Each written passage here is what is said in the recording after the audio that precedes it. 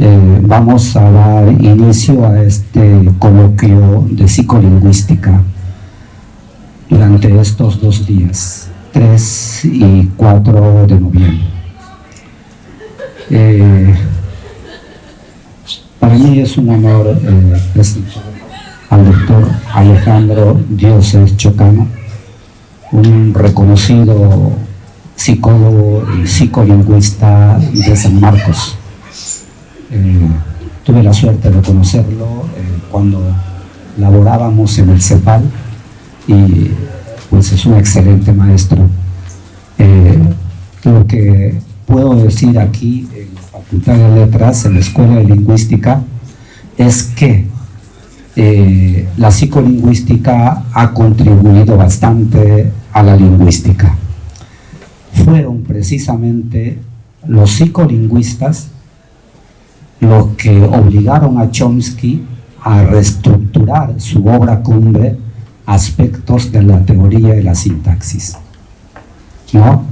John Lyons, cuando salió Aspectos, dijo pues que era la revolución en la ciencia lingüística. Aspectos se convirtió en la obra cumbre leída en todo el mundo, hasta que apareció una observación de los psicolingüistas. Dentro de la lingüística funcional, un grupo de psicolingüistas nuevos analizaron el modelo de Aspectos y encontraron que éste tenía adecuación observacional, pero carecía de observación, no carecía de adecuación psicológica. La obra de Aspectos era inadecuada, psicológicamente hablando, porque decían ellos que es imposible que un niño de 4 o 5 años que ya habla la lengua conozca tal cantidad de reglas transformacionales. Echó por tierra un poco el trabajo de Aspectos y obligó a Chomsky, 8 años más tarde, a producir rección y ligamiento con una sola transformación. Esa contribución de la psicolingüística, pues los que somos lingüistas la recordamos siempre. Nos ayudó al desarrollo de la lingüística en sí. Bien, tenemos aquí en la Facultad de Letras un gran honor, el honor de contar con el doctor Alejandro Dioses Chocano, para quien va a exponer el tema con aspectos neurocognitivos del trastorno del desarrollo de lenguas, bases, modelos y evidencias actuales. Bien, un aplauso para dar la bienvenida al doctor Alejandro Dioses. Puede hacer uso de la palabra. Gracias.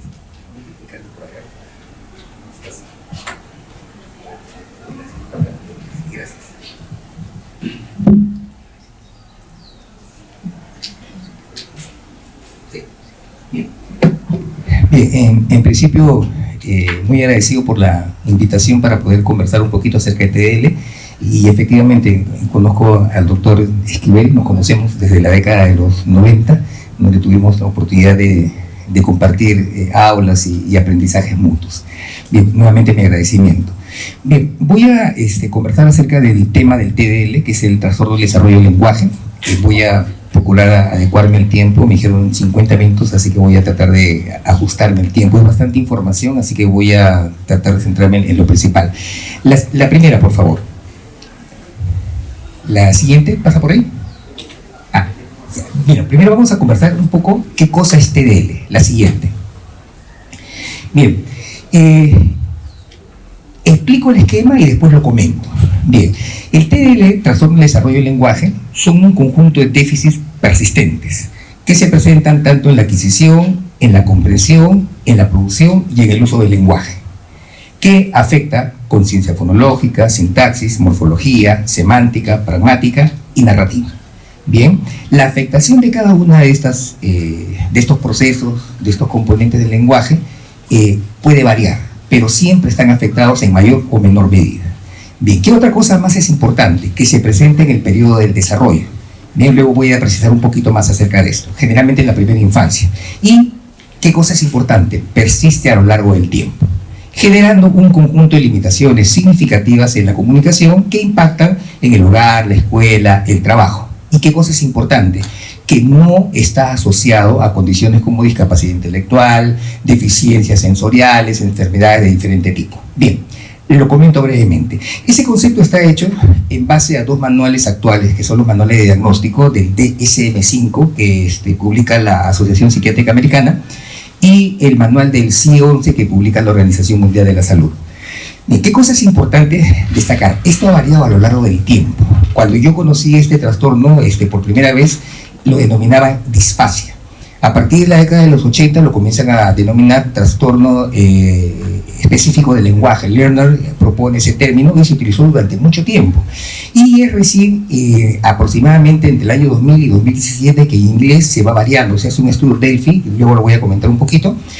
Y es así como la gente que trabaja ahora en inglés, el tema de que se denominaba TEL, trastorno específico del lenguaje, ahora lo maneja como trastorno de desarrollo del lenguaje. En este momento, ¿qué cosa hay en español? La Asociación Hispano-Americana de TDL está culminando un estudio Delphi, de hecho que ya recolectaron toda la información, se ha terminado de procesar los datos, pertenezco al grupo que ha estado haciendo la recolección, se ha hecho recolección de información en toda Latinoamérica, Centroamérica, inclusive en parte de Estados Unidos de habla hispana y en España, para analizar si es que en español lo vamos a seguir manteniendo como TEL o vamos a pasar al término oficialmente de TDL. Aparentemente, por los datos que se están dando, vamos a pasar a TDL y se va a sacar un documento oficial en ese sentido. De tal manera que en este momento, por ejemplo, cuando publicamos, nosotros estamos colocando TEL/TDL, bien, de tal forma que más o menos se vaya manejando la terminología. Bien, ahora, ¿qué cosa es importante? Por ejemplo, se asumía hasta hace algunos años, hasta el 2017 específicamente, que las dificultades eran fundamentalmente morfología, sintaxis y semántica. Sin embargo, la investigación actual muestra que también hay dificultades en la parte pragmática, que he agregado allí, en pragmática y en conciencia fonológica. Por ejemplo, conciencia fonológica era un aspecto que no se consideraba dentro del diagnóstico. Les comento entre paréntesis, ¿no? Yo hago paralelamente dos cosas a lo largo de estos 40 años que tengo de ejercicio profesional. Me dedico a la docencia, enseño aquí en San Marcos 36 años, pero permanentemente atiendo pacientes. Mi población de atención es fundamentalmente chicos que van de 15 años para abajo. Atiendo niños muy chiquititos, de 12 meses, por ejemplo, porque yo atiendo todo lo que es neurodesarrollo, autismo, TDL, trastorno de los sonidos del habla, discapacidad intelectual. Entonces yo atiendo, reitero, niños muy chiquititos de 12 meses, un año de nacidos, que traen porque tienen hermanitos que ya tienen o TDL o tienen autismo, y los padres se van percatando ya de detalles, y por eso que los traen muy tempranamente para buscar pues una orientación, difícil un diagnóstico, pero por lo menos una orientación.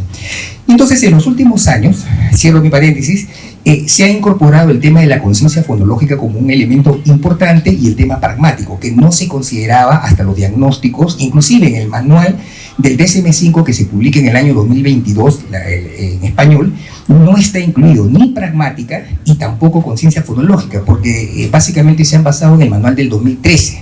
En cambio, en el manual de la Organización Mundial de la Salud, que se publica en el 2019, sí se incorporan ambos elementos. Entonces, en conclusión, el TDL es una condición que perdura a lo largo de toda la vida. Este dato es importante, el proceso. ¿En qué momento nosotros tenemos la certeza de que el niño tiene un TDL? Todo un TDL se inicia por una condición, no es un diagnóstico, es una condición descriptiva que se denomina inicio tardío del lenguaje. Bien, esa denominación data ya desde los años 80. Rescorla hizo una investigación bastante grande, longitudinal en Estados Unidos a lo largo de 15 años, y ella acuña ese término en la década de los 80. Todo niño que inicia con TDL no necesariamente, todo niño que inicia con inicio tardío del lenguaje no necesariamente termina en TDL. Hay un buen grupo de niños que soluciona su problema entre los 2 y los 3 años sin necesidad de terapia. Hay un grupo restante que lo soluciona entre los 3 y 4.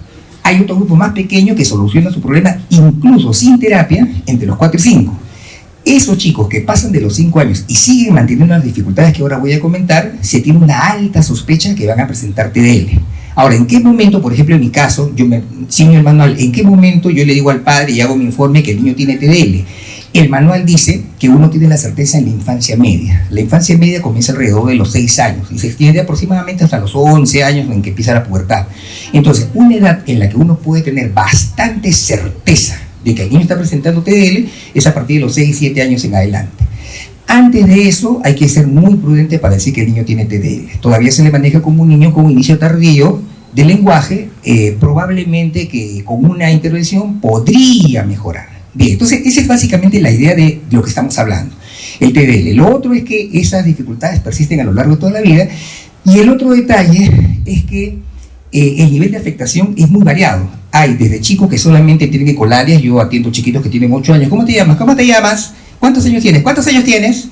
No comprenden lo que se les está preguntando, hasta chicos que se les detecta la dificultad recién cuando entran pues a la adolescencia o la pubertad, cuando ya el nivel de exigencia de la educación secundaria les genera dificultades en exposiciones, en conversaciones mucho más elaboradas. Cuando son chicos pequeños de 7, 8 años, probablemente su conversación es muy lineal, muy sencilla y no se nota tanto la dificultad, pero ya 13, 14 años se comienza a notar la dificultad, incluso en la conversación con los compañeros. Entonces puede ser muy variado, desde trastorno, un perfil, está mejor expresado, desde un perfil muy severo, con poco vocabulario, inversiones pronominales, ecolalias, hasta perfiles en los que en una conversación cotidiana, común y corriente, podrían, como digo yo, sobrevivir, pero cuando ya hay una exigencia de orden académico, inclusive de nivel secundario, tienen serias dificultades. La siguiente, por favor. Bien, el TDL es una condición incluso más frecuente que el autismo. Las referencias actuales es que fluctúan entre el 7 y 10%, el autismo fluctúa alrededor del 5 al 6%, pero sin embargo el TDL no es conocido. En nuestro país son contados con los dedos de la mano la gente que ha escuchado o entiende lo que es un TDL. Uno le pregunta a cualquier padre de familia, ¿usted ha visto alguna vez un niño con autismo? ¿Sabe lo que es? Y la mayor parte de padres, así no tengan un hijo con autismo, le describen cómo es un niño con autismo, de manera bastante cercana, pero en cambio en el caso del TDL no. Incluso en el sector de educación no se conoce lo que es el TDL. Dentro no está incluido, por ejemplo, como una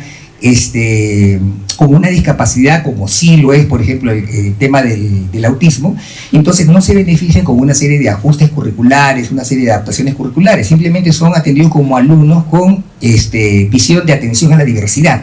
Entonces ellos, entre comillas, no tienen ningún tipo de derecho a adaptaciones curriculares significativas para poderlos apoyar en su aprendizaje, simplemente se pueden hacer adaptaciones sencillas. Bien, entonces ese es el tema que hay con el TDL, es una población bastante alta pero muy oculta. Bien, la siguiente, por favor. Listo, entonces, ¿por qué es importante conocer el aspecto neurocognitivo del TDL?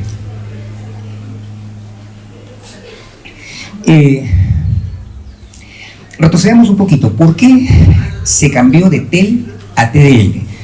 TEL era trastorno específico del lenguaje. Se asumía que la dificultad estaba focalizada exclusivamente en el tema del lenguaje. Bien, se afectaban los componentes, los procesos del lenguaje, y no había otra cosa. Sin embargo, la investigación con neuroimagen, la investigación psicolingüística, la investigación cognitiva, ha mostrado que estos chicos evidenciaban una serie de necesidades, bien, en otras áreas, en las áreas cognitivas, fundamentalmente en memoria de trabajo, atención y procesamiento auditivo. Hay mucha investigación en esa línea. Como les digo, yo evalúo chicos, entonces yo hago o evaluaciones psicológicas en mi condición de psicólogo o evaluaciones de lenguaje, porque yo soy especialista en lenguaje. Entonces, a veces en la consulta solicitan evaluación psicológica o a veces solicitan evaluación de lenguaje. Cuando hago evaluación psicológica, que me voy a orientar mucho más por esa línea, ¿qué cosa priorizo? Por ejemplo, explorar memoria de trabajo, atención, procesamiento auditivo. Por ejemplo, una norma hasta el año 2017 era que un niño con TDL debería mostrar una diferencia por lo menos moderada entre la inteligencia verbal, que estaba más baja, y la inteligencia no verbal, que debería estar mucho más alta. Eso ha sido descartado. Hay chicos que tienen TDL y pueden presentar ambas, bajas o ambas altas. Entonces, por ejemplo, esa ya no es una condición que se mantenía hasta el año 2017. Entonces, ¿por qué les menciono esto? Porque hasta el año 2017 para mí era muy importante explorar inteligencia y buscar esa diferencia. En la actualidad ya no.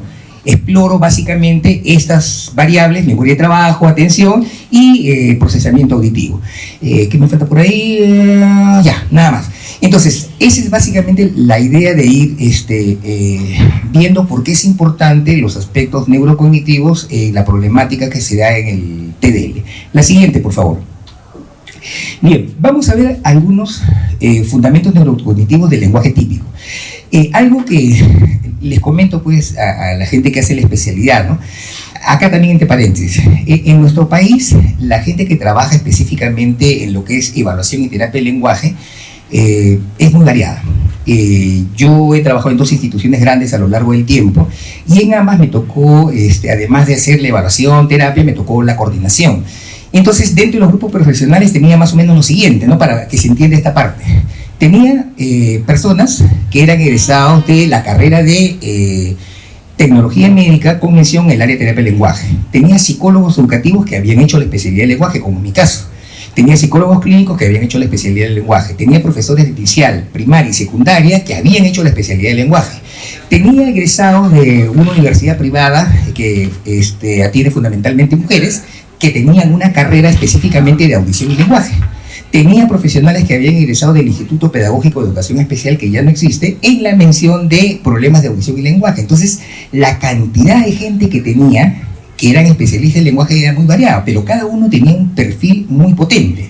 Por ejemplo, el caso de los psicólogos tenían mucho más dominio del manejo del lenguaje de chicos con autismo, pero, por ejemplo, los tecnólogos médicos tenían mucho más dominio en temas de articulación, porque procedían básicamente de una facultad de medicina y así sucesivamente, ¿no? Entonces cada uno tenía un perfil potente por su formación de base. Ahora, ¿qué más quiero comentar allí en este punto? En la especialidad, yo he enseñado en dos especialidades donde se forma especialista en lenguaje.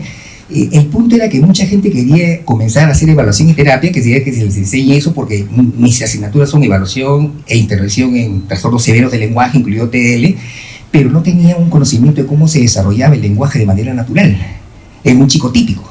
De tal manera que eso es importante, les comentaba a los que hacían la especialidad. Y la idea que quería comentarles, ¿no? Eso mismo que les he comentado acá en Perú, ocurre, por ejemplo, en España. En España la carrera de logopedia comienza oficialmente en la Universidad de Valencia más o menos a finales de los 80, 89, 90, es el primer máster que se hace en lenguaje, en logopedia, mejor dicho. ¿Y quiénes son los primeros que ingresan? Psicólogos. Y luego la carrera de logopedia recién a mediados de los 90, cuando egresan esos primeros de los másteres, recién se forma la carrera de logopedia. Entonces más o menos ellos tienen la misma época que nosotros. Y esto que les he descrito es la misma situación que ocurre ahí. Tienen psicólogos, un montón de psicólogos que han hecho estos másteres y compiten profesionalmente con los que egresan de la carrera de logopedia. En México, por ejemplo, ocurre una particularidad: no hay carrera de terapia y lenguaje. Todos los que hacen terapia y lenguaje primero han sido lingüistas y después de ser lingüistas recién han hecho una especialización en terapia y lenguaje, y esos son los que ejercen. Hay una autora muy buena que es Alejandra Ausa. Ella, por ejemplo, es de carrera lingüista, es doctora en lingüística por la Universidad de Arizona, y luego hizo la especialidad de lenguaje y es un referente en México, por ejemplo, en todo lo que es evaluación y terapia y lenguaje. Entonces, la realidad del ejercicio profesional es muy variada. En nuestro país, por ejemplo, en la especialidad de lenguaje, yo he tenido alumnos que han sido egresados de lingüística y les ha interesado el tema de investigación, fundamentalmente porque, de acuerdo a la normatividad de nuestro país, los lingüistas, aunque hagan la especialidad, no pueden ejercer como terapeutas de lenguaje, ¿no? La siguiente, por favor. Entonces, dicho esta parte, bien. A ver, acá he traído, porque yo me imaginaba que no iba a poder ver por ahí. Ya, ¿qué es lo que quiero destacar allí? El lenguaje no se ubica en una sola zona del cerebro. Ya toda la investigación a lo largo del tiempo ha mostrado que son redes donde el lenguaje va funcionando. Entonces son redes complejas. Eso es lo primero que debemos tener en cuenta. No es que el lenguaje está focalizado en uno u en otro lado. La siguiente, por favor. Entonces ahí voy a hacer un pequeño resumen muy sucinto de la idea de cómo procesamos el lenguaje de manera típica. Bien, nosotros recibimos el lenguaje, a ver si ve acá, sí, más o menos, ya, en esta zona. Esta es la zona de recepción auditiva del lenguaje. Eso pasa a una zona que se llama la zona de Wernicke, donde está el lenguaje comprensivo.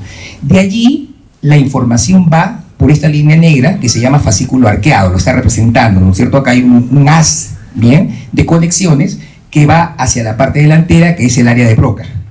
Acá es donde se organiza el lenguaje expresivo. y luego eso sube a la parte motora, y esa es la parte motora la que genera y da las órdenes para que nosotros articulemos, por ejemplo, para que nosotros movilicemos toda la estructura de nuestro aparato fonoarticulatorio. Igual, por ejemplo, nosotros podemos observar algo. Ustedes están observando algo acá, un dibujo. Ustedes lo observan y eso se recesiona por las zonas primarias occipitales. Esa información igual va a la zona de Wernicke, donde se convierte en lenguaje. Yo estoy observando eso con esto, pero cuando llega acá digo, eso es un cerebro, hago la representación y luego si quiero comentar algo, eso va por el fascículo arqueado al área de Broca y se genera pues todo el engrama motor para poder hablar. Esa es más o menos la idea así totalmente resumida de cómo van las conexiones. Hay mucha investigación, se ha avanzado mucho. Entonces a esto se le conoce como el circuito perisilviano. Es lo básico de lo básico que podríamos tener en consideración para el tema del lenguaje. Pero no es lo único. El lenguaje no solamente funciona por eso. La siguiente, por favor. Existen otras estructuras que son estructuras subcorticales, bien, que tienen un papel importante también dentro de lo que es el lenguaje, dentro de lo que es el habla. Por ejemplo, los ganglios basales, son esta parte de acá, tiene que ver con el control motor del habla. Si bien es cierto que esto se planifica en la corteza, ese control motor del movimiento es subcortical. Bien, ¿qué más? En la planificación lingüística juega un papel importante el tálamo, que es un elemento subcortical. Si bien es cierto que en la zona de Broca nosotros vamos a organizarlo, este tálamo juega un papel importante. Y luego la modulación del lenguaje. Si yo voy explicándoles que esto es muy importante, eso lo modula el cerebelo. ¿Correcto? Entonces toda esa prosodia que yo voy a ir teniendo, entonces tiene mucho que ver con el cerebelo. Entonces, en resumidas cuentas, estos dos esquemitas han sido para hacer notar que el lenguaje no está focalizado ni localizado en una sola zona del cerebro, sino que es toda una red. En la actualidad se trabaja mucho con tractos. La investigación en neuroimagen ha mostrado una serie de haces, una serie de conexiones, y lo que he hecho acá es tratar de resumir eso de la manera más esquemática posible, para resaltar que el lenguaje no está situado en un solo punto, sino que depende de todas estas, este entramado. Ahora, si es que hubiese alteraciones en alguna de estas partes, de tipo neurofisiológico, neurológico, definitivamente se va a afectar el lenguaje y va a tener ciertas particularidades. Bien, luego voy a ir comentando un poquito sobre el particular. Bien, entonces, eso es en cuanto a esas bases neurológicas. La siguiente, por favor. Bien, ahora voy a comenzar por los procesos cognitivos, que es básicamente lo que interesa para entrar al tema de los procesos cognitivos en TDL.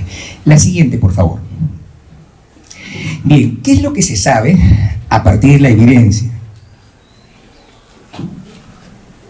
en el funcionamiento del lenguaje de una persona común y corriente?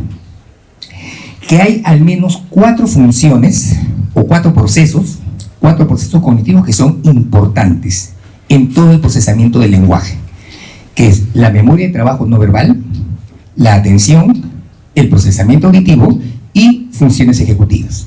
Bien, memoria de trabajo. Hay varios modelos explicativos del tema de memoria de trabajo.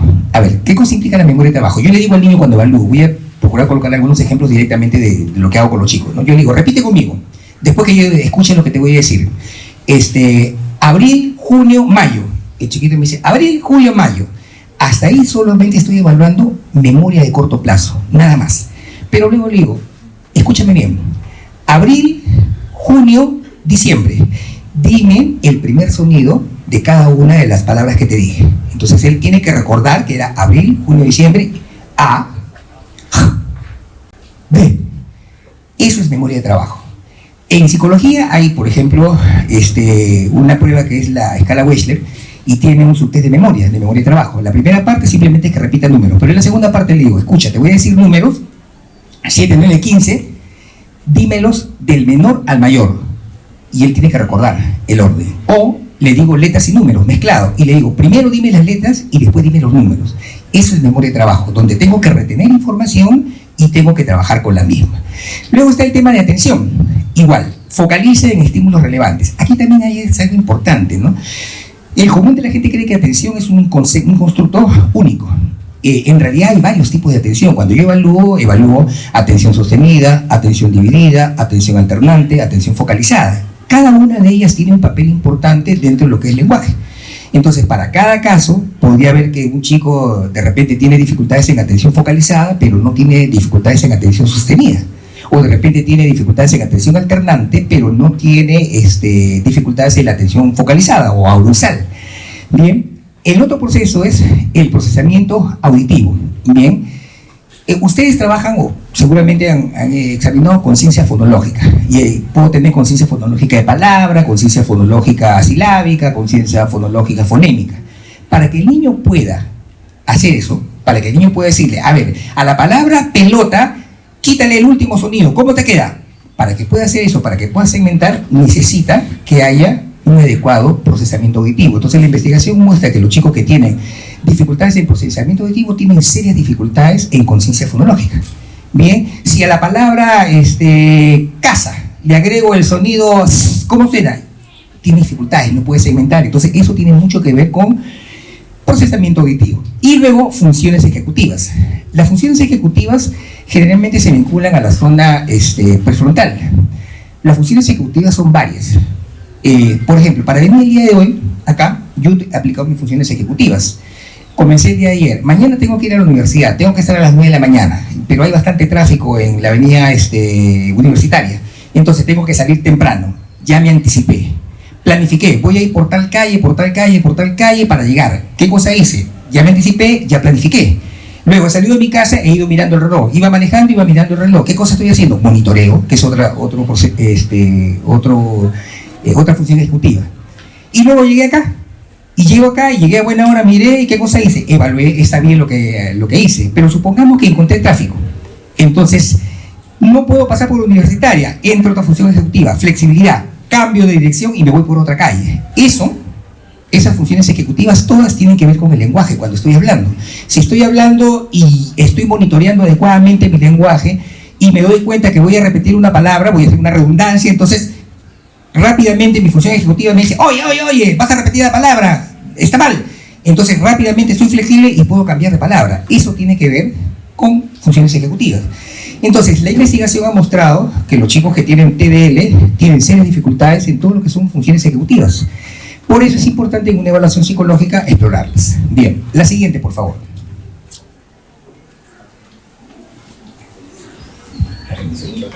Para ver por dónde ando. Listo. Entonces tenemos que ver ahora algunos modelos. Ya hemos visto algunas funciones aisladas. Para poder evaluar y poder intervenir y poder hacer investigación desde la lingüística, desde la psicolingüística, debo basarme en algunos modelos teóricos de cómo va funcionando el tema. Entonces, hay 3 modelos en la actualidad que son los que tienen la mayor cantidad de evidencia, porque siempre hay que trabajar con el tema de evidencia. Ahora, ¿por qué para mí es importante el tema del modelo? Porque eso guía cómo evalúo. Si yo no tengo un modelo, entonces simplemente voy a hacer lo que ocurre con frecuencia con los psicólogos y con otras personas que hacen evaluaciones. ¿Qué tienes que evaluar? Tengo que evaluar A, B, C, D, y a todo el mundo le toman A, B, C, D. Yo puedo tener un niño que le pregunto al padre y sospecho que tiene TL, le tomo el test A, el test B y el test C. Tengo otro niño que puede tener un problema de disfluencia, tartamudez, le tomo el mismo test, A, B, C, D. Tengo otro niño que puede tener un trastorno de los sonidos del habla, tiene fallas al articular, le tomo el test A, B, C, D. Entonces a todo el mundo le voy tomando lo mismo. ¿Por qué? Porque nos manejamos fundamentalmente por pruebas y no nos manejamos por B. Eso es memoria de trabajo. En psicología hay, por ejemplo, una prueba que es la escala Wechsler, y tiene un subtest de memoria de trabajo. La primera parte simplemente es que repita números, pero en la segunda parte le digo, escucha, te voy a decir números, 7, 9, 15, dímelos del menor al mayor, y él tiene que recordar el orden. O le digo letras y números mezclados, y le digo, primero dime las letras y después dime los números. Eso es memoria de trabajo, donde tengo que retener información y tengo que trabajar con la misma. Luego está el tema de atención, igual, focalice en estímulos relevantes. Aquí también hay algo importante, ¿no? El común de la gente cree que atención es un constructo único. En realidad hay varios tipos de atención. Cuando yo evalúo atención sostenida, atención dividida, atención alternante, atención focalizada. Cada una de ellas tiene un papel importante dentro de lo que es lenguaje. Entonces, para cada caso, podría haber que un chico de repente tiene dificultades en atención focalizada, pero no tiene dificultades en atención sostenida. O de repente tiene dificultades en atención alternante, pero no tiene dificultades en la atención focalizada o audusal. Bien, el otro proceso es el procesamiento auditivo. Bien, ustedes trabajan o seguramente han examinado conciencia fonológica. Y puedo tener conciencia fonológica de palabra, conciencia fonológica silábica, conciencia fonológica fonémica. Para que el niño pueda hacer eso, para que el niño pueda decirle, a ver, a la palabra pelota, quítale el último sonido, ¿cómo te queda? Para que pueda hacer eso, para que pueda segmentar, necesita que haya un adecuado procesamiento auditivo. Entonces la investigación muestra que los chicos que tienen dificultades en procesamiento auditivo tienen serias dificultades en conciencia fonológica. Bien, si a la palabra casa le agrego el sonido, ¿cómo suena? Tiene dificultades, no puede segmentar. Entonces eso tiene mucho que ver con procesamiento auditivo. Y luego funciones ejecutivas. Las funciones ejecutivas generalmente se vinculan a la zona prefrontal. Las funciones ejecutivas son varias. Por ejemplo, para venir el día de hoy, acá, yo he aplicado mis funciones ejecutivas. Comencé el día de ayer. Mañana tengo que ir a la universidad, tengo que estar a las 9 de la mañana, pero hay bastante tráfico en la avenida universitaria. Entonces tengo que salir temprano. Ya me anticipé. Planifiqué, voy a ir por tal calle, por tal calle, por tal calle para llegar. ¿Qué cosa hice? Ya me anticipé, ya planifiqué. Luego he salido de mi casa, he ido mirando el reloj. Iba manejando, iba mirando el reloj. ¿Qué cosa estoy haciendo? Monitoreo, que es otra función ejecutiva. Y luego llegué acá. Y llego acá y llegué a buena hora, miré y ¿qué cosa hice? Evalué, está bien lo que hice. Pero supongamos que encontré tráfico. Entonces, no puedo pasar por la universitaria. Entro a otra función ejecutiva, flexibilidad. Cambio de dirección y me voy por otra calle. Esas funciones ejecutivas todas tienen que ver con el lenguaje cuando estoy hablando. Si estoy hablando y estoy monitoreando adecuadamente mi lenguaje y me doy cuenta que voy a repetir una palabra, voy a hacer una redundancia, entonces rápidamente mi función ejecutiva me dice, oye, vas a repetir la palabra, está mal. Entonces rápidamente soy flexible y puedo cambiar de palabra. Eso tiene que ver con funciones ejecutivas. Entonces, la investigación ha mostrado que los chicos que tienen TDL tienen serias dificultades en todo lo que son funciones ejecutivas. Por eso es importante en una evaluación psicológica explorarlas. Bien, la siguiente, por favor.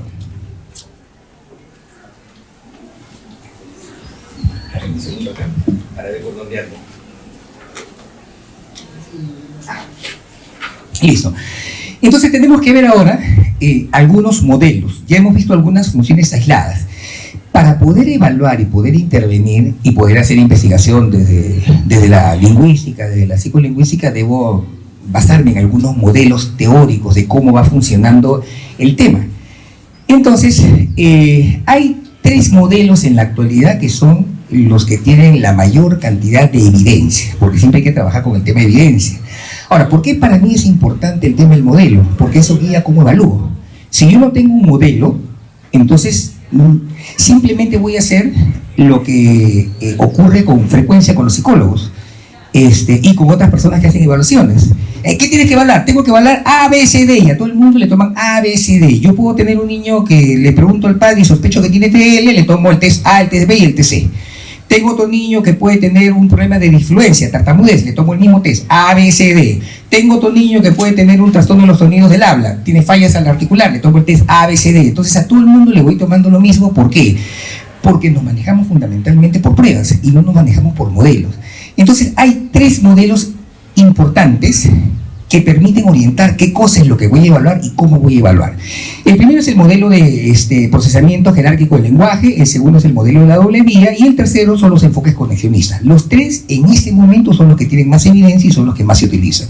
La siguiente, por favor. Bien, este es el primero, algo así muy chiquito. A ver, en este modelo, ¿cuál es la idea? Se analiza, se visualiza que el lenguaje funciona por niveles. Lo he tratado de resumir al máximo. Entonces, primero, ¿qué cosa se hace? Se analizan los sonidos. Luego, se analizan las palabras. Después, a través de lo que se denomina ruta dorsal, bien, se maneja o se analiza la gramática y al final, a través de la ruta ventral, recién se ve el tema del significado. Por ejemplo, en las evaluaciones que nosotros hacemos de lectura y escritura, una prueba muy conocida que es el PROLEC, por ejemplo, se maneja bastante con este modelo. Primero se evalúa sintaxis y al final recién se evalúa semántica. Listo. Entonces, dentro de este modelo, esta ruta ventral y dorsal, que están acá, ventral y dorsal, tienen su función cada una. Esta ruta ventral tiene que ver con la comprensión del significado, mientras que la dorsal tiene que ver con el procesamiento gramatical y sintáctico.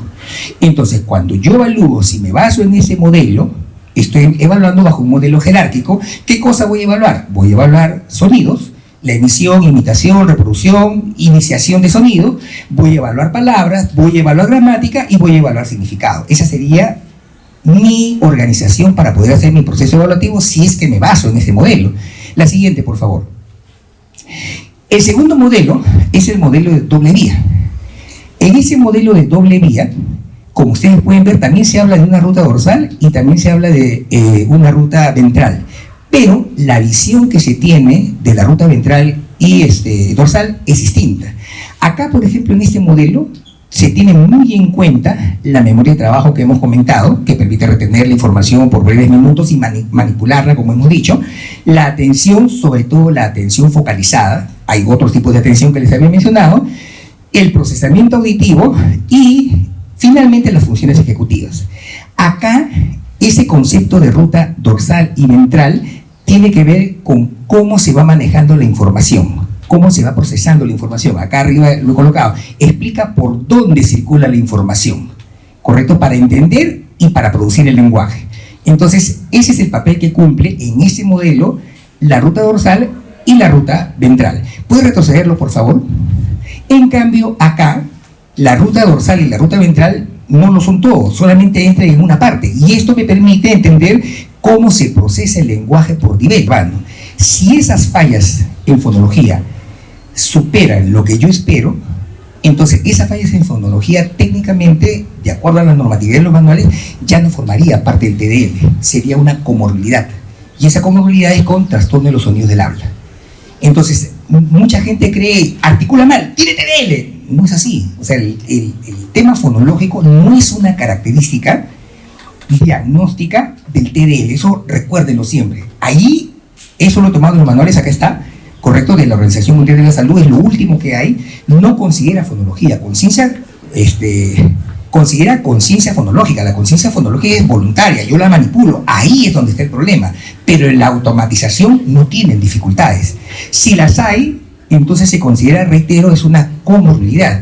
A veces yo evalúo y efectivamente encuentro que el chico tiene dificultades en morfología, en sintaxis y además sus dificultades en todo lo que es la parte articulatoria, fonética y fonología, hay serias dificultades. Eso ya no forma parte del TDL, eso forma parte de otra condición. Esa es la norma diagnóstica que hay en este momento. Entonces eso recuerden. Ahora sí, regresamos a donde nos habíamos quedado. Ahí, ¿bien? Entonces, el perfil de los chicos con TDL cambia de persona a persona. Entonces, de manera resumida, ahí he colocado un par de ideas. Hay muchas cosas más, ¿bien? Pero hay un par de ideas ahí. ¿Dónde es que tienen la mayor dificultad?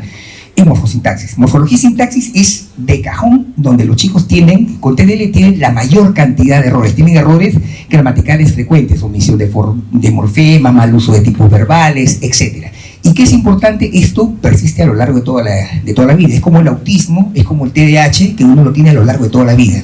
A veces los padres me preguntan, ¿se cura? No, técnicamente no hay una cura. Pueden mejorar notablemente con las terapias, pero el TDL lo van a tener aquí, allá y a lo mejor en el más allá también. Esa es básicamente la idea. La siguiente, por favor. Las otras fallas son en léxico-semántica, vocabulario limitado, dificultad para encontrar el sonido que quieren, la palabra que quieren decir, ¿no es cierto? Su acceso al léxico y su recuperación del léxico tiene muchas dificultades. Y acá he agregado los errores fonológicos, y justamente lo mencioné, para señalar, un chico con TDL ¿puede tener fallas en pronunciación? Sí las puede tener, pero no deben ser significativas, deben ser como las tendría cualquier niño típico. Si esas dificultades comienzan a ser muy significativas, ya no forman parte del TDL, forman parte de un trastorno de los sonidos del habla. Por eso con esa parte se necesita tener mucha experiencia para uno decidir si ese perfil fonológico que está presentando el niño forma parte, lo explica el TDL, lo explica sus dificultades morfológicas, sintácticas, o por el contrario ya es un tema específicamente en el componente fonológico. La siguiente, por favor. Y pragmática, que es lo último que se ha incorporado. Lo que hay que tener en consideración acá es que el tema pragmático, bien, por ejemplo, ese tema de interpretar los turnos del habla, hacer inferencias, etcétera, etcétera, recién se ha introducido como un elemento diagnóstico en el año 2024, en el manual del 2024, todavía recién tiene un año y medio que se ha introducido como un indicador diagnóstico. Hasta, digamos, diciembre del 2023 no era considerado, yo no lo consideraba, por ejemplo, hasta diciembre del 2023 pragmática. Es más, un elemento de diagnóstico diferencial entre autismo y TDL es el tema pragmático. Se asumía que la persona con autismo tenía serias dificultades en pragmática y la persona con TDL no. Pero la investigación está mostrando que sí hay ciertos aspectos, por ejemplo, el tema de interpretar aspectos inferenciales, debido a sus dificultades de tipo semántico, morfológico, sintáctico, comienzan a tener dificultades en esas inferencias. En cambio, en la persona con autismo, y ahí por ahí va el diagnóstico diferencial, el problema pragmático es un problema per se, él lo trae, bien, inclusive para la interacción social. La persona con TDL tiene su dificultad, yo estoy contigo, me integro, socializamos, conversamos, pero cuando vamos conversando me dices cosas y yo no voy infiriendo, me haces un chiste y no puedo inferirlo, pero estoy contigo.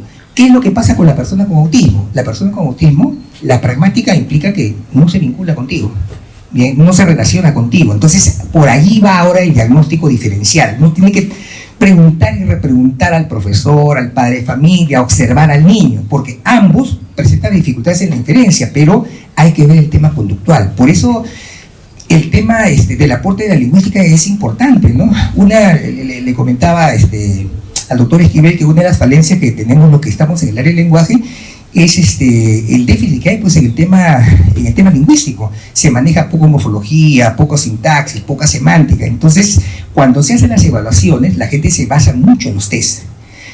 En los últimos, 10 años, yo he dejado un poco de lado hacer evaluaciones con test, y más bien hago evaluaciones mucho más clínicas. Y como le digo a mis alumnos, no es que yo sea enemigo, lo sé, yo construyo test, soy autor de test de lenguaje publicados en España, pero en lo que estoy en contra es que se dependa del test. La única manera de evaluar que ven los especialistas, psicólogos del lenguaje o los tecnólogos médicos es el test. Si no tengo el test, no puedo evaluar, no sé qué hacer. Y por eso es importante allí que se maneje el tema lingüístico para poder hacer una observación y a partir de la observación poder ir construyendo cosas. Bien, la siguiente, por favor. Bien, los déficits cognitivos que habíamos estado comentando. Bien, entonces ya habíamos comentado, hay déficits en memoria de trabajo, sobre todo de tipo verbal. La siguiente, por favor. Hay dificultades en la velocidad de procesamiento, hay limitaciones en el procesamiento auditivo temporal, por eso es que tienen ellos dificultades para ir variando, ¿no es cierto?, en conciencia fonológica. La siguiente, por favor. Y dificultades en todo lo que son funciones ejecutivas. Entonces, la persona que hace una evaluación psicológica debería focalizar mucho más en eso que en temas emocionales, por ejemplo, ¿no? En la actualidad todavía hay gente que les llevan niños con TDL, vienen con una indicación, se sospecha de TDL y la evaluación que hacen va fundamentalmente por el tema emocional, por el tema de relación con la familia, que es importante, pero lo que se necesita es el perfil básicamente para que se pueda hacer una intervención. Bien, la siguiente, por favor. ¿Cuáles son las controversias que hay en este momento y las perspectivas teóricas hacia donde va caminando el tema del TDL? La siguiente. Bien, esta postura ya no es, acá he puesto menos aceptada, en realidad ya no es aceptada la postura de que el TDL es exclusivamente un problema solo donde están comprometidos los procesos de lenguaje. Lo que se acepta más es que es consecuencia de habilidades, déficit en habilidades cognitivas y también en habilidades lingüísticas. O sea, eso es lo que se asume en este momento, por tanto, la evaluación y la intervención tienen que estar de la mano, la persona que maneja el lenguaje y la persona que maneja todo lo que es procesos cognitivos. La siguiente. Entonces, en esa línea hay varios modelos, ¿bien?, que se han ido proponiendo a lo largo del tiempo. Dentro del enfoque, el enfoque que se utiliza más en la actualidad y es el que está mostrando más evidencia es este enfoque neurocognitivo conexionista distribuido. Dentro de este enfoque hay por lo menos dos modelos que se han venido trabajando y que tienen bastante evidencia. Uno de ellos, por lo menos, es el que está en habla inglesa, es el que está guiando mucho más el trabajo de evaluación, de investigación. Bien, en esos dos modelos que voy a comentar, se asume pues que el TDL no es un problema exclusivamente del lenguaje, sino que tiene que ver mucho con variables de tipo cognitivo. La siguiente, por favor. Entonces, vamos a ver esos dos modelos que están dentro de este enfoque. La siguiente. Bien, estos modelos lo que hacen es combinar los perfiles deficitarios que hay en la parte lingüística más los perfiles deficitarios que pueden evidenciarse en los aspectos de tipo cognitivo. Eso permite una comprensión mucho más clara en el plano descriptivo. Pero hay variables externas que se consideran acá también en estos modelos, que son las que van incidiendo en que esto pueda agravarse o pueda manejarse de una manera más o menos aceptable, para utilizar un término general, manejarlo de manera aceptable. Allí en esos elementos está la escuela, la familia, que es donde, por ejemplo, la labor de psicólogo, la labor del lingüista debe jugar un papel importante. De qué manera dar modelos adecuados, de qué manera estimular el lenguaje en los niños desde que son pequeños, para, en el caso de que evidencie condiciones de un TDL, estos no afecten de una manera tan marcada. La siguiente. Bien, entonces, el primer modelo es el modelo causal de Bishop y Sloan. En el año 2017, retrocedo un año, en el año 2016 se hizo la primera parte de un estudio que se llama Catalyse, el consorcio Catalyse, que es un consorcio británico que dirige Bishop.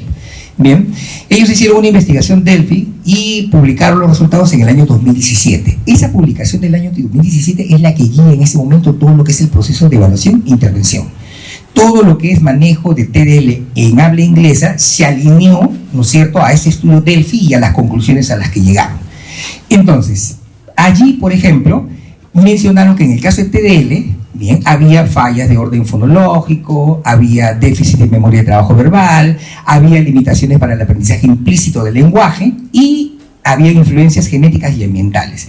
El artículo tiene un diagrama muy interesante para hacer el diagnóstico. Entonces, para un diagrama de toma de decisiones para llegar al final y saber si este niño efectivamente presenta o no presenta TDL. Yo me enseño mucho a ese diagrama, por ejemplo, habiéndolo adecuado un poco al español. Entonces, ¿qué cosa es lo que plantea Bishop? Que el TDL es debido a una combinación de todos estos elementos, y todos estos elementos son los que tendrían que explorarse. Bien, de tal manera que nosotros podamos tener un dato claro acerca de cuáles son los elementos que están incidiendo en esto y cuáles son las alternativas de intervención que vamos a tener. La siguiente, por favor. Sí, acá todavía está. Entonces, este modelo dio pie a lo siguiente. La Organización Mundial de la Salud ha clasificado los TDL en tipos. Entonces, si yo me baso, por ejemplo, en el manual del CIE 11 del año 2019, tiene una actualización en el 2024, ¿qué tendría que hacer yo una vez que evalúo? Evalúo y llego a la conclusión de que este chico tiene TDL, y luego tengo que ir a un clasificador. Si el TDL es permanentemente sintáctico, semántico, bien, etc. Bishop y el consorcio Catalyse no está de acuerdo en eso, y yo tampoco. Bien, ¿por qué? Porque es muy difícil que uno pueda encontrar una categoría pura. Si nosotros nos basamos en esa última parte del manual de la Organización Mundial de la Salud, estaríamos retornando pues a la década de los 80, donde necesariamente teníamos que hacer categorías. Este tiene acá, esta categoría. Este tiene acá, esta categoría. Y lo que me pasaba, este tiene un poco de este, un poco de este. ¿A ti qué te parece? A mí me parece que debería estar acá. Y a ti, no, a mí acá. Y entonces uno entra un poco a la moneda, a ver, bien, más o menos, ¿dónde podría cuadrar? Entonces, eso es un poco lo que plantea el manual actual de la Organización Mundial de la Salud, que tenemos que, una vez que hacemos el diagnóstico, clasificar necesariamente. En cambio, en el manual del APA, del DSM-5-TR, no piden eso. Y Bishop también recomienda esto. Tú evalúas, y una vez que evalúas, tú dices, el chico tiene TDL, y estas son las características de este chico con TDL en particular, de tal manera que se pueda hacer la intervención. Yo me alineo más a eso, por ejemplo. Yo evalúo, y al terminar digo, bueno, este es un chico que tiene TDL y con afectación principalmente en esto, ¿bien? Entonces, ese modelo causal de Bishop sugiere básicamente eso, que se maneje la situación de esa forma. Y señala, acá lo he colocado en la parte final, algunos de los elementos que hay en investigación. Por ejemplo, el ser hombre, ¿correcto?, es un factor de riesgo mucho más grande que el ser mujer, igual que en autismo. ¿Qué pasa en trastornos de neurodesarrollo? En todos los trastornos de neurodesarrollo, en todos, absolutamente en todos, la prevalencia de hombres es mayor que la prevalencia de mujeres. Ustedes van a una institución como la que yo trabajo, que atienden a niños, ustedes entran a la sala y miran y cuentan, 20 niños, hombres, mujercitas, 3 o 4. O sea, la cantidad de niños, hombres, que presentan autismo, TDL, TCH, tartamudez, trastorno de los sonidos del habla, trastorno de la comunicación social, dislexia, disgrafía, siempre es mayor en hombres que en mujeres. Por eso a veces cuando comento en clase y le digo a las chicas, ¿no?, sus enamorados o sus futuros esposos, sus esposos, quiero un hijo hombre, mejor mujer porque está mucho más protegida que en el caso de los hombres, ¿no? En los hombres hay más riesgo de que tengan una condición. Entonces, el ser hombre, nuevamente en esta investigación se confirma que es un factor de riesgo fuerte. Alejandra Osa, esta mexicana que les había comentado, ha hecho un trabajo interesante sobre el nivel educativo de los cuidadores. Cuidadores incluye padres, abuelos, tíos, todos los que cuidan principalmente a los chicos. Y ha observado que, por ejemplo, los niveles de gravedad, los niveles de afectación de los chicos con TDL, cuyos padres tienen un nivel educativo bajo, es muchísimo mayor. Y uno dice, bueno, claro, si el papá no le habla al niño, correcto, o tiene muchas dificultades para comunicarse por su bajo nivel educativo, entonces si encima el niño tiene TL, el problema se agrava muchísimo más. Por ejemplo, acá ellos también encuentran un dato interesante, que hay una investigación brasileña, no me acuerdo la autora, que investiga y encuentra lo mismo. Antiguamente se pensaba que si el niño no hablaba, ¿cuál era la creencia, pues, de mis abuelos? Dale un hermanito, necesita hablar, ¿no es cierto? Con un hermanito va a hablar. Entonces la gente se podía, pues, a tener más hijos, porque eso iba a estimular al niño. La investigación muestra lo contrario, que quiénes son los que tienen mayor probabilidad de tener dificultades o agravar su TDL, aquellos que tienen muchos hermanos. ¿Y cuál es el argumento que dan? Porque la mamá tiene que dedicarse, pues, a 4 o 5 hijos, entonces no puede conversar con él de manera personalizada, no puede detectar la dificultad rápidamente. Entonces eso está mostrando la investigación, que lo que se pensaba antes no era tan cierto como se planteaba. La siguiente, porque se me va el tiempo. Y el otro modelo es el de Lennart. Lennart es un autor importante en la década de los 80. Lennart fue el que propone que se cambie la denominación de disfasia a TELI. Sin embargo, Lennart ha evolucionado y su modelo, en el que él planteaba que el TDL era básicamente un problema de tipo lingüístico, lo ha convertido a un modelo mucho más de tipo neurocognitivo, donde, al igual que Bishop, reconoce que es multifactorial. Bien, entonces él le da la diferencia entre Lennart y lo que plantea el consorcio Catalice, es básicamente del peso que le dan a cada una de las variables, ¿no es cierto? Lennart le pone mucho énfasis a las limitaciones previas que puede traer el niño. Reconoce que los factores sociales, ambientales son importantes, pero le pone mucho más peso al tema, a la vulnerabilidad. Él lo denomina vulnerabilidad que el niño puede tener. En cambio, Bishop le pone mucho más énfasis a todas esas variables. Bishop se alinea mucho con un modelo con el que yo me manejo bastante para todo lo que es mi proceso de evaluación. Hay un autor que se llama Morton. Morton hace un diseño interesante en el año 95, un modelo para poder entender los trastornos de neurodesarrollo, dentro de los que se incluye TDL. Entonces, en este modelo reconoce que todas esas condiciones, TDL, autismo, tartamudez, todas son condiciones neurobiológicas. El avance de la ciencia mostrará en algún momento exactamente dónde está el problema. Por el momento se sospecha, se asume, se sigue investigando, no hay suficiente tecnología. Pero eso genera particularidades en el procesamiento de tipo cognitivo y también lingüístico. Eso se refleja en lo que nosotros vemos, lo que ve mamá, papá, la profesora, lo que nosotros vemos en la evaluación. Yo veo que el niño desorganiza su lenguaje, tiene una narrativa corta, yo espero que narre y él no narra, solamente tiene palabras sueltas o frases sueltas. Eso es lo que yo veo. Entonces el modelo me permite, a partir de allí, poder inferir qué es lo que podría estar pasando en ese nivel cognitivo, en ese nivel lingüístico. Yo evalúo eso y digo, mira, puede estar fallando esto, de acuerdo a la observación que he hecho. Y ahí es importante el tema lingüístico. ¿Por qué? Porque los que hacemos evaluación, los que son psicólogos, tecnólogos, médicos, no saben mirar ese plano descriptivo, no saben describir los errores que hay. Si no saben describir, no pueden hacer una adecuada inferencia, por tanto, no pueden evaluar y no pueden intervenir. Por eso es importante el tema lingüístico para los especialistas del lenguaje. Y en el modelo de Morton que les comentaba, él dice que paralelamente el tema social, escuela, familia, etcétera, etcétera, impacta tanto en el nivel genético, como en el nivel cognitivo, como en ese nivel conductual. Entonces, tanto el modelo de Leonard como el modelo de Bishop asumen mucho estos planteamientos del modelo de Morton, que es más genérico. La siguiente, por favor. La siguiente. Ya estoy ampliando lo que estaba. Ya, esa es la última parte. Entonces, ¿por qué razones se está aceptando mucho más estos modelos? Como les digo, se iniciaron como modelos conexionistas que fueron bastante criticados, pero han evolucionado pues con los aportes de todo lo que es el área computacional. Bien, primero, hay mucha evidencia empírica. Entonces, no es solamente una construcción teórica, sino que hay mucho trabajo de tipo empírico con neuroimagen que muestra que efectivamente las redes neuronales se van moviendo de esa manera. Entonces, refleja evidencia. Primero, entonces, ¿por qué utilizamos este modelo? Porque hay evidencia. La siguiente. B. Porque integra múltiples dimensiones. No solamente se queda con el tema del lenguaje, sino que dice, el lenguaje tiene que ver y necesita de la atención, de la memoria, de la velocidad del procesamiento. Y eso hay que integrarlo. Entonces, la evidencia está mostrando que es así. Se hacen trabajos de tipo descriptivo comparativo, si se observa porque los chicos con TDL tienen serias dificultades en cada una de esas variables. A ver, un pequeño paréntesis. Dos trabajos que hemos hecho nosotros, yo coordino un grupo de investigación, y los 2 últimos años hemos trabajado con el tema de TDL, ¿no? Entonces hemos hecho una comparación, por ejemplo, entre la cantidad de información que tienen profesores españoles, específicamente de Madrid, versus los profesores de Lima.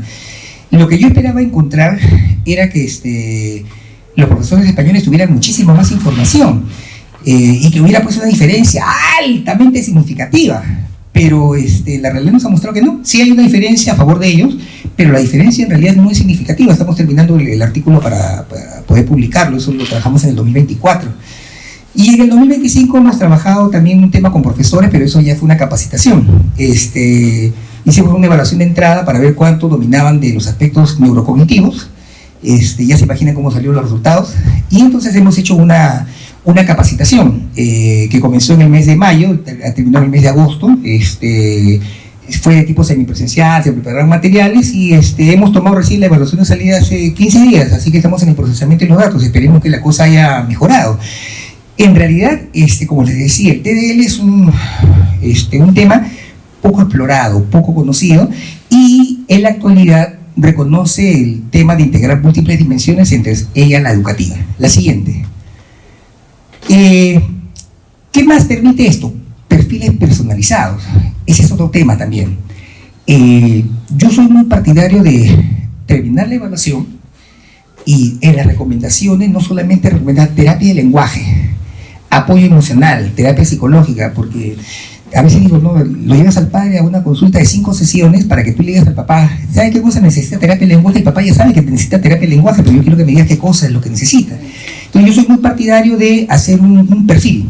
Entonces coloco varios anexos donde voy colocando cuáles son los objetivos, cuáles son las técnicas que tienes que trabajar, cuáles son las áreas que tendrías que trabajar. De tal manera que es mucho más detallado. Toma tiempo. Un alumno me preguntó, ¿y cuánto tiempo se demora usted? Porque yo trabajo, como enseño diagnóstico, les enseño cómo hacer los informes, les muestro mis informes. ¿Y cuánto tiempo le toma hacer eso? Bueno, me toma tiempo, pero se supone que buscamos hacer algo que esté bien hecho. Entonces la idea no es solamente hacer una evaluación y lanzarla por lanzarla. Entonces, esto del perfil personalizado se tiene que reflejar pues en una buena evaluación donde exactamente digas qué cosa es lo que tienes que trabajar y planes personalizados. El problema que tenemos en nuestro medio es que, y ahí también pueden jugar un papel importante los lingüistas, ¿no? Como las personas la mayor parte que hace lenguaje no conoce lingüística, entonces no sabe diseñar los objetivos. Entonces dice, estimular la sintaxis, estimular la morfología, mejorar la longitud media del enunciado, que no me dices absolutamente nada. y justamente porque no conocen el tema lingüístico. Entonces ahí yo creo que se tiene que poner mucha difusión con la gente que hace la terapia del lenguaje para que entiendan que un objetivo tiene que ser un objetivo preciso, qué cosa es lo que quieres tú trabajar, pero si no conozco la teoría de lingüística general, estoy perdido. Bien, la siguiente. Y este modelo, o estos dos modelos, responden pues a las críticas anteriores de los modelos conexionistas, ¿no? Entonces dan muchas más alternativas. Ahí he colocado algunos de los modelos conexionistas anteriores que fueron fuertemente criticados y que están descartados, ¿no? Entonces estos dos modelos dan solución a esos modelos anteriores donde hacía agua por varios lados los modelos. La siguiente, por favor. Bien, y esa es ya la última. En la actualidad el diagnóstico de TDL se hace por indicadores. Tiene esto, tiene esto, tiene esto, tiene esto, tienes TDL. Tiene esto, sí, tienes TDL. No entra el manual diagnóstico a la causa. Y ahí viene justamente la formación del profesional. Porque para hacer esto lo puede hacer cualquier profesional del área que trabaja en el equipo de salud. El neurólogo les dice, tiene TDL, pero pregúntale, ¿y cuáles son las fallas sintácticas que tiene? Te mira y converse con dioses, ¿no? Lo mandan ahí. O sea, él no te dice, simplemente te dice, tiene TDL. ¿Por qué? Porque es evidente que tiene su falla sintáctica. Es evidente que tiene su falla semántica, pero no sabe exactamente qué es lo que está fallando. Los manuales apuntan a eso simplemente. ¿Tiene falla en esto? Sí, tiene TDL y se acabó. Entonces son los manuales que oficialmente se utilizan para diagnóstico, en este caso de TDL. La siguiente, les agradezco mucho por su atención. Bien.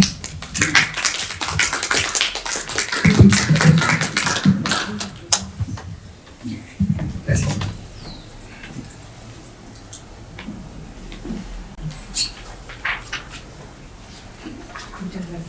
Gracias a ustedes. ¿Alguna pregunta? A ver, acá hay Sí, hago alusión a lo siguiente.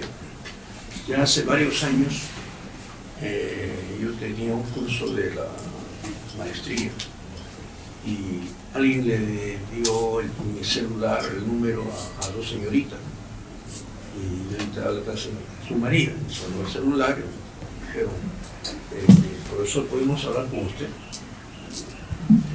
¿De qué se trata? Bueno, ya terminé la clase y estaba ya esperando. Fuimos a un local, nos sentábamos, conversamos y estaba en el CEPAL. Entonces ellos eran psicólogos.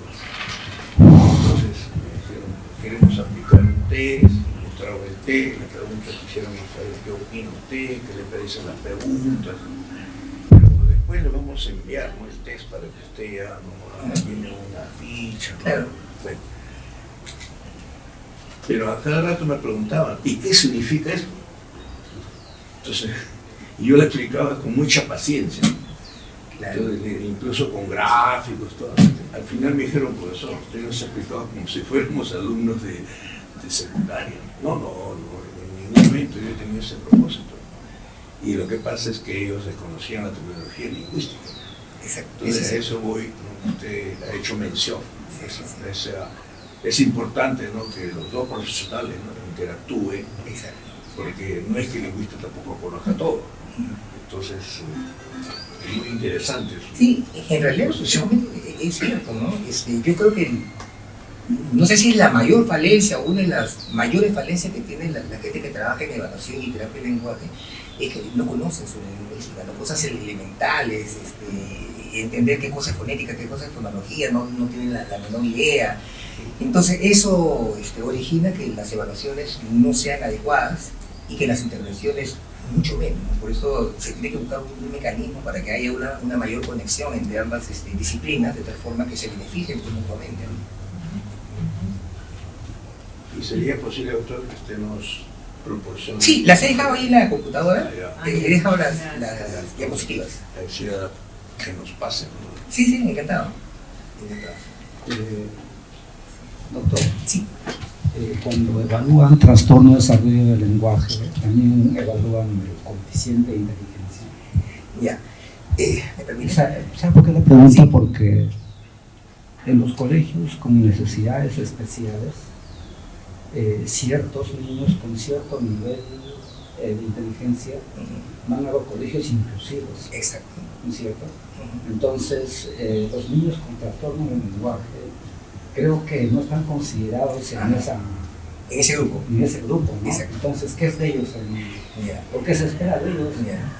A ver, le comento, ¿no? Por eso comentaba, las evaluaciones tienen que ser evaluaciones personalizadas.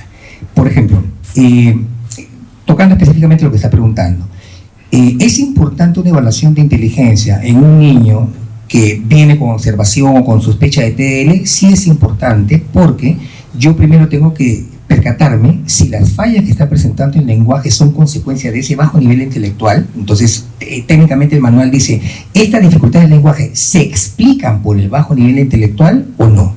Para que sea un TDL, el nivel intelectual no debe explicar este perfil del lenguaje que estoy observando. Entonces, por ejemplo, si el niño tiene una inteligencia promedio, no está explicando las dificultades, perfecto. Si el niño tiene normal bajo, tampoco. Incluso el niño teniendo una inteligencia fronterizo, yo tengo que ver, un chico con inteligencia fronteriza, ¿tiene fallas el lenguaje en general? Sí, pero estas fallas que presenta este niño son mucho más marcadas, no me las explica exactamente. Entonces, sí es un TDL, porque el nivel intelectual no me está explicando las fallas. Entonces, sí es importante el poder evaluar inteligencia para poder analizar si el perfil que yo veo del lenguaje me lo está explicando la dificultad intelectual o no. Eso es viable de hacer.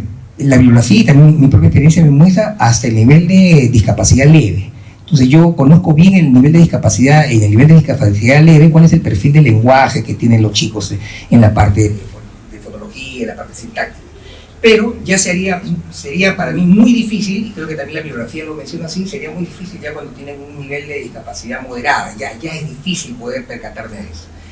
Y lo otro que comenta es cierto, ¿no? La legislación actual en educación contempla personas que se van a beneficiar con el sistema de inclusión, discapacidad intelectual, personas ciegas, sordas, con discapacidad motórica, autismo, y ahí acabó. Entonces los chicos que presentan, por ejemplo, dislexia, disgrafía, TDL, no están considerados dentro del grupo que se beneficia por inclusión. Simplemente se les atiende como chicos de atención a la diversidad, y ahí entra lo que está en este momento tratando de desarrollarse, que es el DUA, el Diseño Universal de Aprendizaje. En el Diseño Universal de Aprendizaje se le dice al profesor, tú ya no vas a planificar pensando en el grupo promedio, en el grupo típico, y luego si tienes algún chico con problema vas a hacerle adaptaciones. Ahora tú tienes que mirar a todos y hacer una planificación completa considerando a todos, lo cual es bastante complicado. Acá a nivel de Latinoamérica, los que están más avanzados y ya tienen experiencia es Chile, pero acá en Perú, por ejemplo, están tratando de implementar eso. Y conversaba con una amiga que trabaja en el ministerio, que también trabaja acá en la universidad, y le decía, fulanita tal, dime, así, mi mano, le digo, ¿no? ¿Hay alguien acá que maneje bien? ¿Hay experiencias? No, me dice, recién se está comenzando. Entonces se está dando capacitaciones a los profesores en base un poco al libro, a la capacitación que yo he recibido, pero todavía hay mucho que trabajar. Y yo creo que ahí, por ejemplo, el tema de lingüística también puede entrar de manera fuerte, ¿no? Porque los profesores, por ejemplo, en educación secundaria, necesitan tener una visión de cómo es el tema lingüístico en general de estos chicos, qué características, cuáles son las adquisiciones que deben ir logrando en ciertas edades, para poder hacer eso que se pide, pues el DUA, que de lo contrario no lo voy a poder elaborar. Entonces esa es básicamente la idea que subo. Gracias. Bueno. Un aplauso para él. Gracias.